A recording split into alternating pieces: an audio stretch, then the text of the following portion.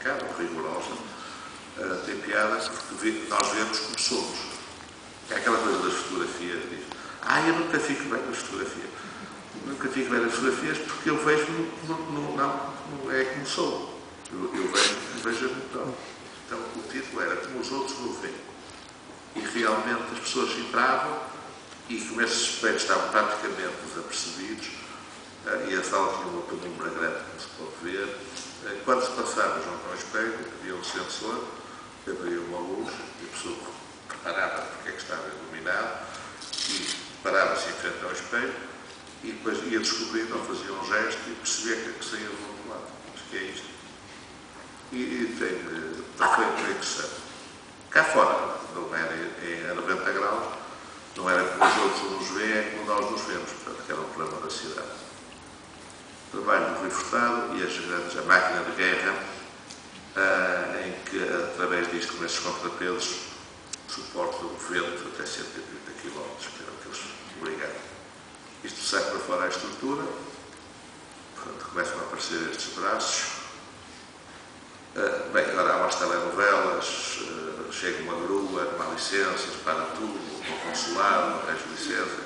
O Gran Canal foi bloqueado durante 2 horas pela polícia, as bombas deixaram de funcionar, greves, tal, os jornais. Eu não tinha esta vocação de fazer escândalo nenhum, que a incompetência foi de tal maneira que as coisas foram sucedendo e pronto, até foi divertido. No fim, quando as coisas acabam mais ou menos, e vi que não acabaram bem, porque não era bem o efeito que eu queria, mais ou menos.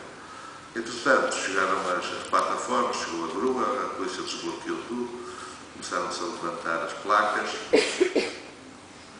colocaram-se os painéis, colocaram-se os espelhos, aqui, manhosos, começa-se a ver que os espelhos, por falta de tempo e de dinheiro, são os espelhos que foi proibido usar espelhos de vidro, percebe-se, por causa da segurança, e conseguimos espelhar acrílicos, mas porque eles não estavam rígidos em relação à estrutura e empolar. E ao empolar, a imagem era deformada. Conseguiu-se, depois da inauguração, que foi uma vergonha, eu meti no hotel uma depressão, porque puseram só 5 espelhos e 3 caíram, imagina. No hotel, e o construtor simpático, e com alguma culpa do dono do homem, culpa do empreiteiro, disse no banquete, mas tinha um banquete, não há dinheiro para espelho, mas um banquete, 180 pessoas. Havia um banquete e ele no fim estava deprimido, ele disse, não se preocupe, lá nada, e tudo abaixo, vou começar de novo. E realmente começou de novo, e os espelhos não se conseguiu. Depois isto tem umas coisas de marketing, o importante é destacar em novembro, vamos fazer isto bem, isto é work in progress, pronto, essas frases que se não morrem. Então, faça isto com calma e bem. Copiou-se de plástico na inauguração, não teve, e tal, não, mas depois também lá dinheiro e tal.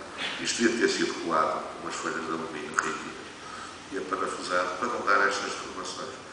E porquê? Porque depois as pessoas batiam nas costas e diziam, não fico chateado, que está engraçado, que eu falava comigo no dia. Estar engraçado era tudo que eu não queria, é divertido. Nem com a arquitetura, nem com Veneza, que é uma coisa séria, e não queria pôr uma espécie de aqueles espelhos de feira, assim, que os gordos ficam mais.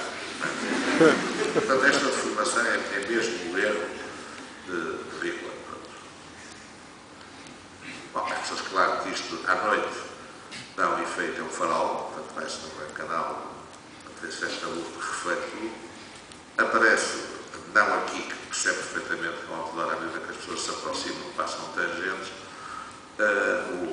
reflete a água e a água vira, portanto, abriu-se um novo canal e portanto, tem imensas curiosidades. Isto é um projeto, não há um concurso que fiz entre 2 arquitetos. Era eu e Manuel Mateus, para uma propriedade. Ia num hotel, numa propriedade, no Alentejo, um monte alentejano.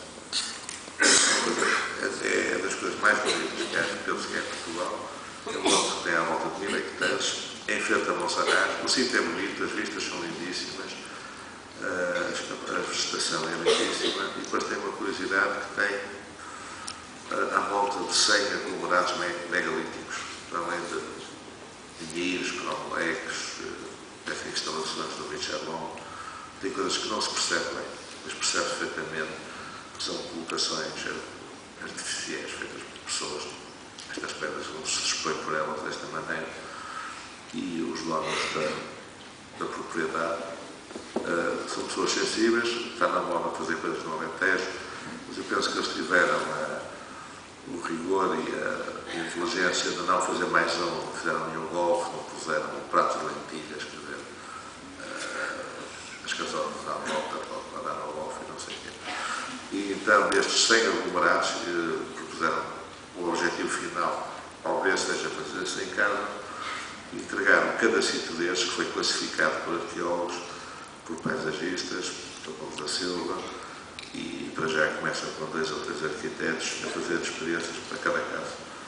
E a cada sítio destes atribuíam um sítio para fazer uma casa. Eu tinha 2 sítios e propus 2 materiais. 2 casas muito parecidas na planta, mas com 2 materiais. Ao visitar o monte é todo feito em tijolo, está mesmo ao lado agora não me lembro do nome, de uma fábrica de tijolos que havia em São Pedro, do Grual, é uma zona de barcos que faz lajotas e montosas. E, portanto, o próprio monte é feito todo em tijolos e é interessantíssimo, porque ao fazer em tijolos e para fazer, por exemplo, a parte do azeite e das vinhas e das adegas, as formas têm que ser adaptadas em culpas e árvores são de tijolo e depois tem essa graça. Isso era uma visita interessante para alunos, porque temos salas românicas feitas de abóboras de berço, temos salas feitas de uma abóbora única, mas não por vocação, porque nem sequer havia arquiteto, eu quis ser românico ou um estilo, mas é o material para o dar e o vão. Portanto, para este vão eu preciso destas abóboras e com este material só posso fazer assim. Depois fazia uma coluna, depois por causa do processamento é que fazia um capitel e uma pessoa entra no lagar do azeite e parece que está numa capela românica. Portanto, é uma coisa interessante. Então eu propus 2 casas, uma feita em barro e outra em madeira. Isto é o sítio o monte viviam 3.000 pessoas lá, antes do 25 de abril, portanto é uma vila. E tem um sistema ortogonal, isso aí eu não percebo nada, há uns estudos de umas relações em relação aos solstícios, tal como esse Stone Age, e há um ato voluntário de desenhar o território conforme um conceito qualquer. Portanto, não é arbitrário, a propriedade está organizada com eixos ortogonais e com distância. E depois há aquelas representações que muitas vezes podem ser coincidência, não sei, dos solstícios, dos equinócios, como aí passa às 6 da tarde, então não sei. Há um sítio muito bonito que é uma pedreira, dentro aqui ao lado deste olival, ao monte, há uma grande pedreira, com uma pedra lindíssima, cinzenta, é evidente que é exportada para o Japão. Eu queria logo saber onde é que se arranja. E nessa pedreira ia ser feito um hotel, ligado a uma cadeia, que tinha um arquiteto, mas penso eu que o facto de ser a pedreira, falaram que disseram, o Eduardo gosta de pedreiras.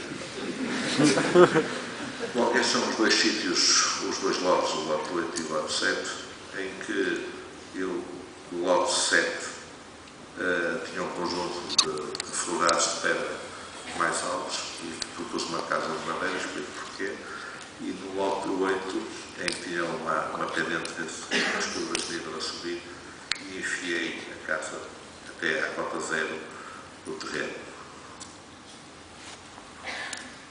Mas, praticamente as casas são iguais, só que mudam o material, também acho piada ver até que pouca linguagem depende do material e fazer a questão das referências. Na casa de madeira, porque é que é madeira? Porque vou buscar estas casas japonesas, conforme as pedras sobem e descem, eu vou-me apoiar. Depois, ainda por cima, todo o barrocal, achei graça, é pintado de amarelo e azul, que são as casas da cor japonesa.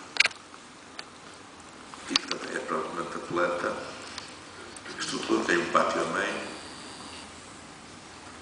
E conforme, agora já se fez uma maqueta à escala natural, que eu depois agora posso torcer a casa, para achar que isto deve ficar mais alto ou não, e gostava que as 2 casas conseguissem ver Monserrat na cidade.